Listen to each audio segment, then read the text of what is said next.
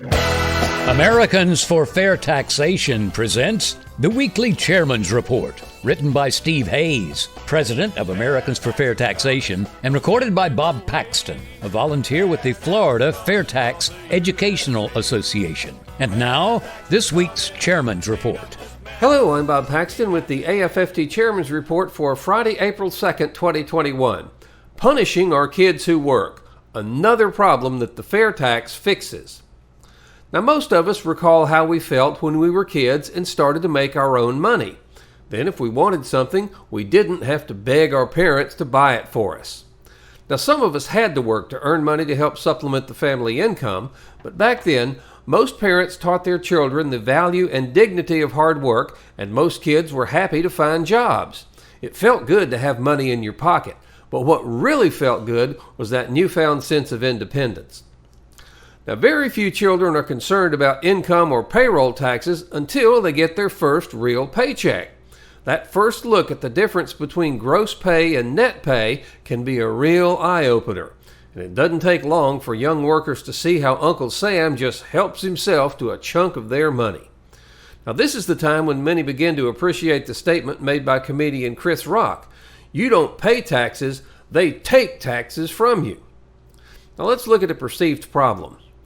In order for a parent to provide money to a child, the parent first has to earn that money and then pay income payroll taxes on it. Then they can provide for their child out of what's left over. This means that if a parent wants to give a child $100, that parent must earn at least $130 in order to net that $100. Now, some smart tax planners found a way around that. They discovered that money earned directly by children was taxed at a much lower rate than if the parents had earned it themselves. So, many parents and grandparents lowered their tax bills significantly by transferring income-producing assets into a child's name. When the smart people in D.C. figured out what they were doing, they decreed that wasn't fair. So in 1986, they passed the kiddie tax. Let's look at income taxes on children. Now, this kiddie tax seeks to ensure that unearned income is reported and taxed. Now, like most changes to the Internal Revenue Code intended to stop a perceived abuse, this change had unintended consequences. It ensnared all children, not just the children whose families were abusing the system. When assets producing income are in a child's name or are paid to a child from a trust, the kiddie tax kicks in.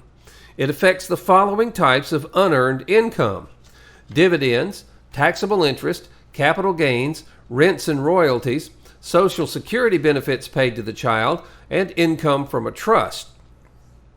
A child under 19 or dependent full-time student under 24 must file an income tax return if their unearned income is over $2,200 and is taxed at the parent's marginal rate, or their earned income is over $12,400. Currently, a child's standard deduction can never exceed the larger of either $1,100 or their earned income plus $350, with that maxed out at $12,400. If a child receives only interest and dividends, then the parents may file a special IRS Form 8814, include that income, and pay the income tax on the parent's 1040. For college-age children, scholarships and fellowship grants are not taxable as long as the money was used for tuition, enrollment fees, required books, or school supplies. But if the child uses that money for room and board, travel, optional equipment, or just study snacks, it is reportable as income. Now, if the child was required to teach, do research, or do some other work as a condition of receiving the scholarship or grant, then the amounts received are reportable as income. Now, the child's age has no bearing on the requirement to file a tax return. And if a required income tax return is not filed, then the parents are liable for any unpaid taxes and penalties. Complicated enough? Well, you shouldn't be surprised. The income payroll tax system only makes sense if you want to oppress people. Now let's look at what happens when the FAIRtax is enacted. The FAIRtax makes no distinction between earned and unearned income. It doesn't care how much money you make or how you make it. The FAIRtax repeals the Internal Revenue Code, abolishes the income tax, does away with tax returns, and puts the IRS out of business. Under the fair tax, when a child earns money from any source, it is taxed only if the child makes retail purchases of new goods and services. Now, under the fair tax, tuition is not taxed. That means the cost of $10,000 in tuition is $10,000. Now, compare that to what happens with the income tax. In order to pay a $10,000 tuition bill today, a parent has to earn $13,000 or more to net that $10,000.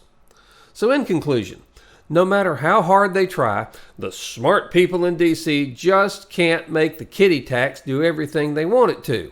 There's always going to be things that they perceive as unfair and need fixing. And the more they tinker with it, the more adverse consequences there will be for children who are working and earning their own money. For example, a business owner has 2 children and wants to set aside $12,000 a year for each of them in a college fund. Now, if he contributes that money himself, that business owner will likely have to earn between $32,000 and $35,000 in order to net the $24,000 he needs. However, if he employs his 2 children and pays each of them $13,000 a year, or $26,000 total, each child will pay 7.65% in federal payroll taxes. That's $995. However, no income tax is due because the standard exemption is $12,200. The children can then contribute $12,000 each to a 529 education plan, and the earnings on the contributed money are not taxable. The owner-parent can then deduct the $26,000 in wages as a business expense. Now, doing it this way reduces his cost of getting the money to his children from $32,000 or more to just $17,500 or less. Now, the caveat here, of course, is that the children actually have to work for the business. Now, the smart people who know best will likely make a rule that says something like this: salary paid to a child who is still a dependent of his or her parents by a related party will not be deductible. Now, is a relative a related party? Is a customer or friend of the parents a related party?